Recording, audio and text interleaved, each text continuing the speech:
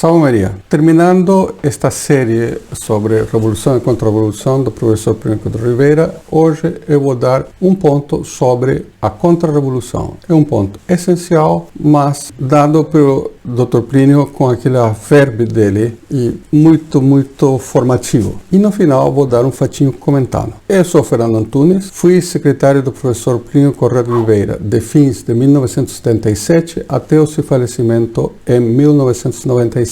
E estou aqui relatando as minhas memórias, dos contatos com eles, do que vi dele e reuniões que ele deu nesse período, ou que também nesse período tomei conhecimento e que me parecem essenciais para a compreensão do pensamento dele, do modo de ser dele. Eu quero espalhar essa pessoa, esse é o nome dessa pessoa, ou essa personalidade. Não é um culto à personalidade, eu acho que é um culto a um santo. Mas enfim, aqueles que não acreditam, pelo menos, é espalhar um grande homem, um homem que esteve no centro da luta da Revolução no século XX e que deixou um legado. E esse legado nós esperamos poder levar no século XXI e para o futuro. Hoje vamos tratar então do ponto da Contra-Revolução. Dr. Plínio diz, no capítulo 2 da segunda parte, que é Contra-Revolução, diz: se a revolução é a desordem, a Contra-Revolução é a restauração da ordem. E por ordem entendemos a paz de Cristo no reino de Cristo. Ou seja, a civilização cristã, austera e hierárquica, fundamentalmente sacral, anti-igualitária e anti-liberal. Quando ele fala liberal aqui, não é no sentido da livre empresa, é no sentido do liberalismo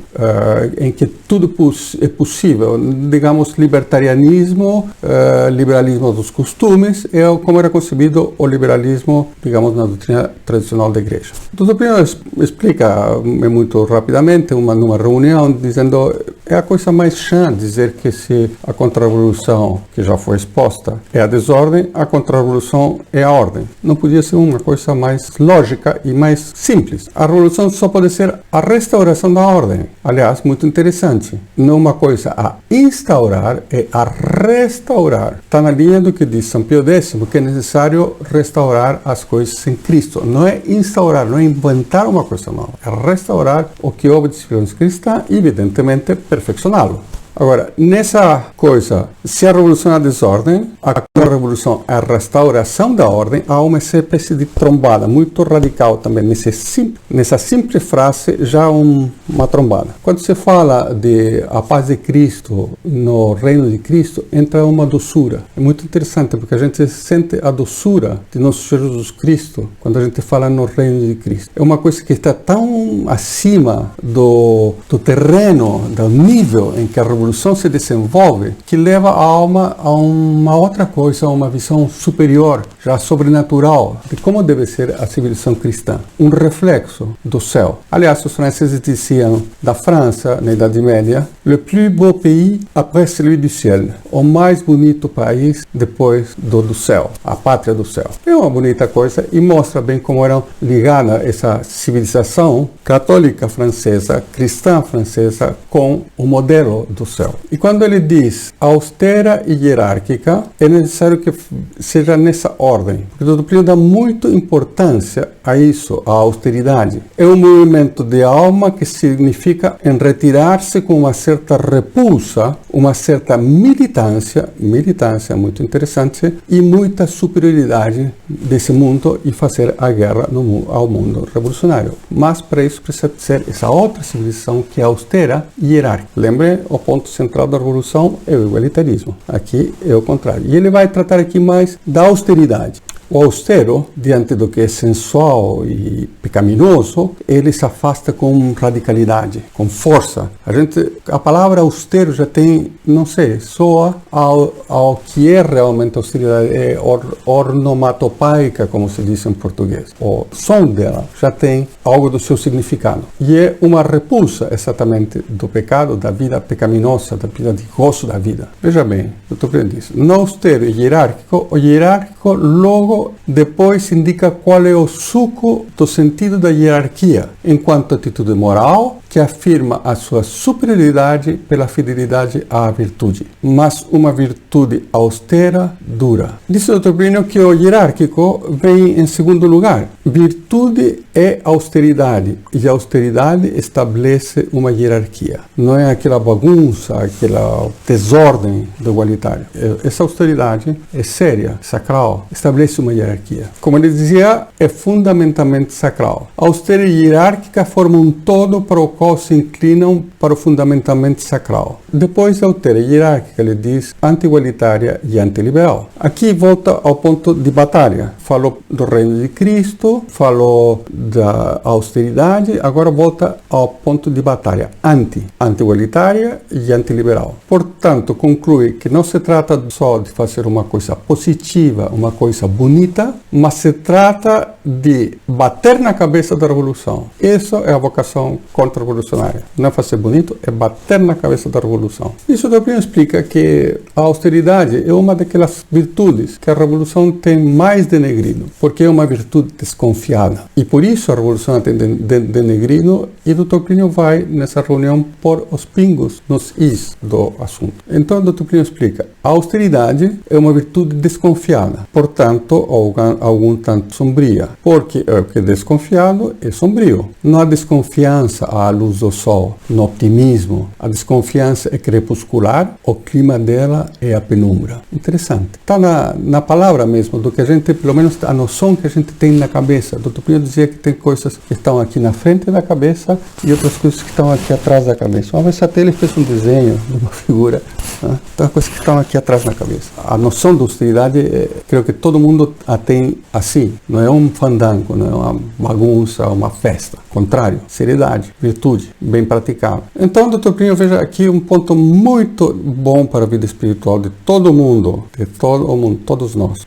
A austeridade é desconfiança, quer dizer, o homem austero desconfia de si mesmo e desconfia dos outros. Desconfia de si mesmo e desconfia dos outros. Por isso mesmo, ele estabelece uma certa distância entre si e os outros, mas, mais precisamente, de si para si. Aqui ele vai analisar isto de começo. Quer dizer, ele sabe que tem dentro de si um germen incansável, insistente e infatigável, ora sofístico, ora nas paixões, nas tendências que vimos, e que leva para toda forma de mal. E por causa disso, ele vive num estado de desconfiança contra si mesmo. E no fatinho que vem no final, vamos tratar exatamente disso. Tendo visto bem ou mal como é em si mesmo, dito Dr. Plínio, aí a pessoa tem mais discernimento em ver o mal como é nos outros. Uma boa norma para o discernimento dos espíritos. Conhecer as paixões que nós temos, reconhecer as paixões que nós temos, reconhecer a desordem que nós temos, o demônio que está em torno de nós. Aí nós julgaremos melhor os outros. E aí o Dr. Plínio diz que é o raciocínio que ele fez 1000 vezes a propósito de si mesmo. Assim, por minha natureza eu vejo que eu sou ruim, mas vejo também que não sou mais pior do que a média dos homens. Logo, a média dos homens também é ruim assim. É uma lógica clara, fantástica. Eu gosto da lógica assim, de falar claro. Mas não é só desconfiar, diz o Dr. Plínio, é também tomar as medidas de prudência para esse mal não aumentar ou não fazer mal a si mesmo ou aos outros. Esse mal que está na nossa paixão por causa do pecado original e do demônio também que está em torno de nós. Isso também diz que quando ele era moço, isso não só quando era moço, ainda hoje, é exatamente igual ao que ele vai dizer. Então, veja o texto. Quando era moço, imperava um modo de ver as coisas, segundo o qual é bom amigo o homem confiante, o homem que confia nos outros. Nessa pessoa eu posso confiar.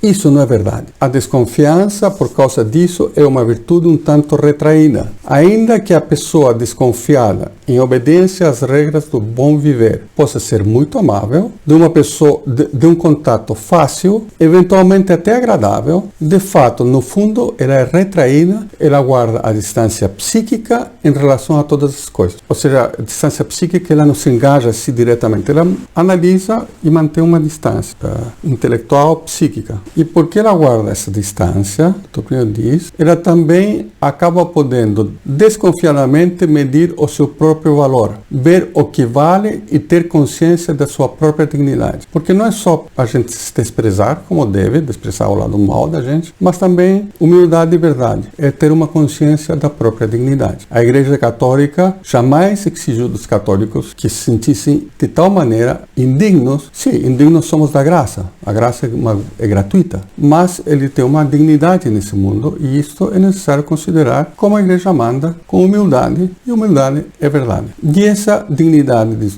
Plínio, nos impõe um dever. É o dever de prezarmos a nós mesmos. Faz parte do senso comum uma noção equilibrada de si mesmo, o suficiente para se prezar a si mesmo e querer que os outros o prezem. Não por orgulho, mas por amor à hierarquia. Cada pessoa tem seu lugar. Como ele diz, porque cada uma pessoa representa um grau maior ou menor na escala desses valores. E é o advogado do valor que representa. Isto é muito anti esse sentimentalismo, essa humildosa que ele fala, não, eu sou um pobre. Blá, blá. Não, sou um pobre pecador. Olho com seriedade isto, mas também tenho noção do que eu sou. Cada um de nós deve ter essa noção. A humildade não nos manda a ser todos mendigos. Nós somos o que somos. E disso nós devemos ter noção e defender. Então, o Dr. Plínio diz que se isto é assim, a austeridade é uma virtude por excelência contra-revolucionária. Que, aliás, volta contra nós a antipatias dos revolucionários. Porque o revolucionário não gosta de viver como um homem austero. Evidente, não? E o Reino de Maria, a futura época de civilização cristã que Dr. Plínio espera e que São Virgínio de Montfort previu e que Nossa Senhora previu em Fátima, será um reino cheio de austeridade. Reino luminoso,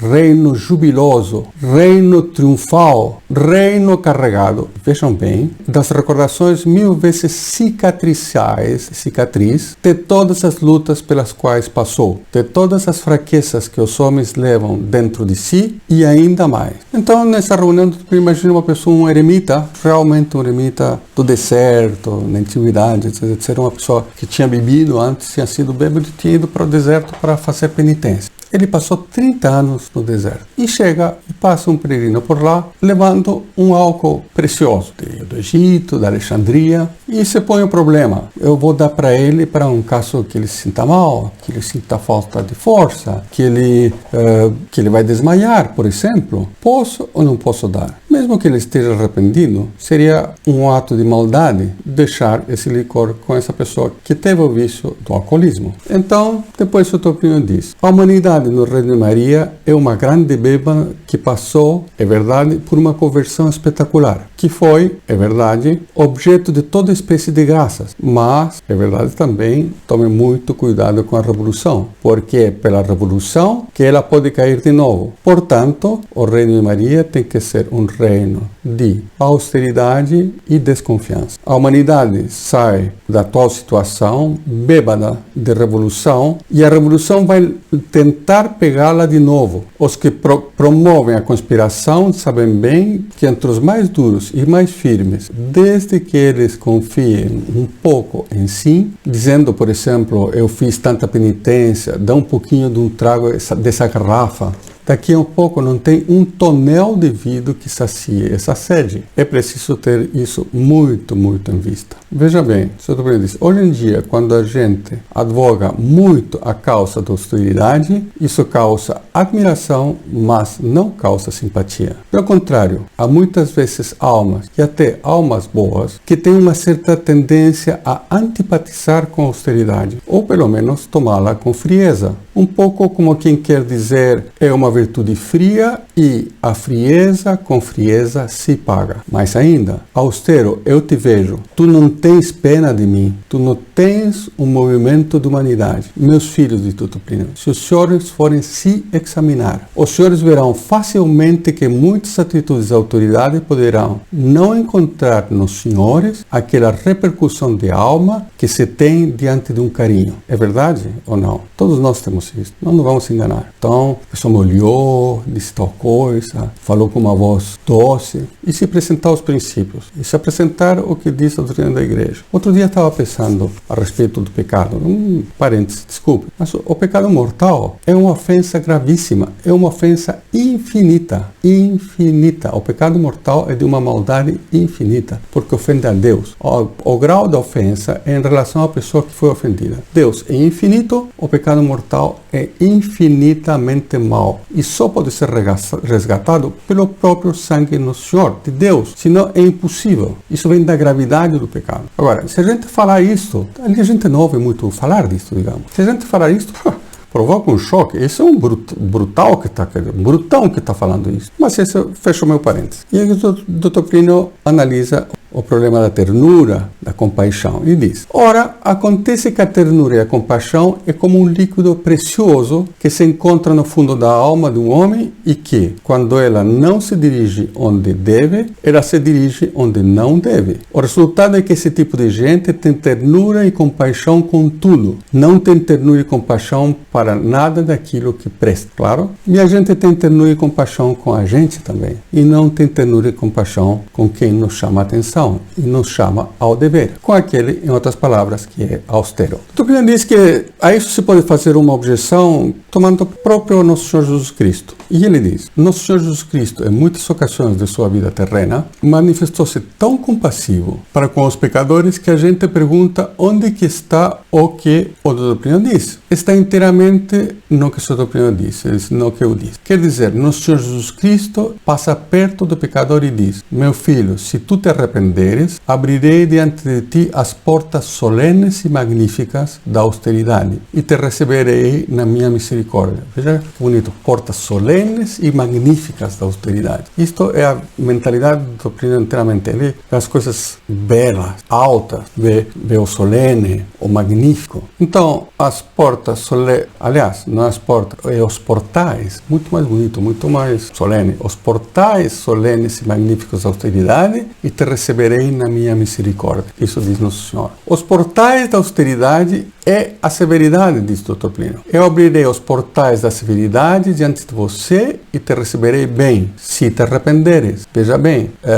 não é a misericórdia de hoje, é esse que tem discernimento e cada pessoa tem sua moral. Não, é outra coisa. Desculpe o parênteses ainda. Vem cá, meu filho, eu vou te ajudar a te arrepender. Aí, com toda ternura, com toda bondade, intervém para ele se arrepender. Em nenhum momento está dito o seguinte: ainda que você não se arrependa, valerá para mim o mesmo que se você se arrepender, que é a falta de, isto é a falta de severidade. Ter pena do pecador e convidá-lo com bondade de se arrepender é uma coisa, e isto está dentro da severidade. Não há coisa melhor, mas isto é muito diferente do que dizer ao pecador: peca à vontade, porque eu tenho pena de ti. E isto é que o pessoal quer nos ensinar, quer nos deformar a pensar, a sentir. Isso não é sentir como igreja, isso não foi Nosso Senhor Jesus Cristo. Mas tudo isso, Dr. Plínio, supõe da parte do homem que ele mantenha uma posição de alma ereta, uma posição de alma equilibrada, que supõe muito mais força e muito mais prumo do que a do sentinela que fica uma noite inteira do lado de fora de um palácio, na neve, em posição de sentido, em posição firme. É ficar a vida inteira nessa posição de sentido, nessa posição firme. Dr. Plínio pergunta: isso não é bondade? Dr. Plínio diz: eu só acredito na misericórdia e na bondade das almas assim, que tem essa retidão.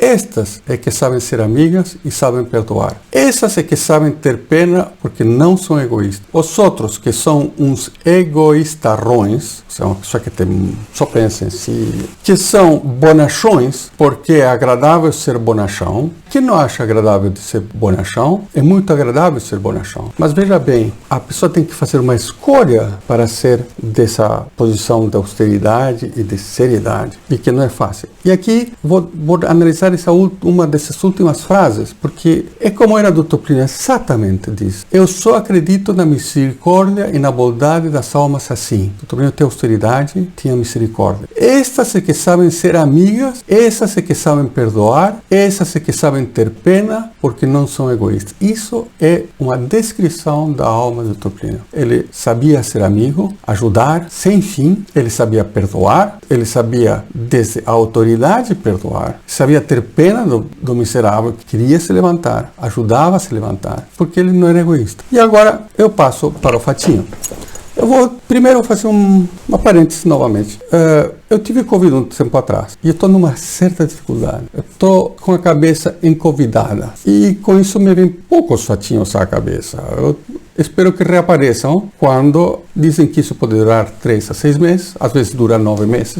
Será o que Deus quiser. Eu estou a serviço dele. Nossa Senhora é minha senhora, eu sou seu escravo, que ela decida por mim. Bendito e louvado seja. Em todo caso, isso é para dizer que tenho poucos fatinhos e às vezes me falha na exposição uma coisinha ou outra. Tenho que editar muitos vídeos, perceberão que tem muitos cortes. E vou dar um fatinho como eu me lembro. As palavras não me lembro bem porque ficou tudo um pouquinho numa nuvem, no meio de uma nuvem. Primeiro, o significado de palavra fatinho. Fatinho é um pequeno fato. Então, o pessoal pediu um fatinho do Dr. Plínio, um pequeno fato da vida do Dr. Plínio no final das reuniões. E aqui vem uma pequena crítica que o Dr. Plínio fazia à concepção que as pessoas tinham do fatinho. Sempre tinha que ser a respeito da infância e juventude do Dr. Plínio. E o Dr. Plínio várias vezes comentou comigo, será que minha vida acabou aí? No fundo, isso revelava uma falta de maturidade, uma falta de espírito de luta e de querer conhecer a luta do Dr. Plínio, amar a luta do Dr. Plínio e se engajar com ele nessa luta. Era mais bonito ficar numa coisa que dava um certo gostinho de alma. Às vezes acontece disso. E precisamos ser sérios, porque no fim do mundo vamos ser julgados pelo amor que tivemos, não pela sensibilidade que tivemos. Então, acabado esse parênteses, vamos entrar no que eu queria dizer. Uma vez o Dr. Plínio me diz, há uma pessoa X que leva a gente atrás de si, porque ele não apresenta a vida como uma cruz. Ele apresenta uma via sem cruz, uma via em que praticar a virtude é fácil. É uma vida alegre, sem peso do pecado, da luta contra o pecado, da luta contra a revolução. E isto atrai mais do que eu falo de princípios, eu falo de dever, eu falo da cruz. E a minha pessoa também revela isso. O modo de ser dele era isso. Super misericordioso, mas ele não era uma pessoa que ficava brincando, nem que fazia malabarismos. Não, ele dava princípios de uma bela maneira extraordinária, como eu tenho tentado mostrar aqui, e havia uma escolha, e alguns seguiram uma escolha, outros outra. Vou parando por aqui, pedindo as orações dos senhores, e vamos continuar nessa missão que eu me dei, que é dar as minhas memórias a respeito do professor Plínio Correia de Oliveira. Salve Maria!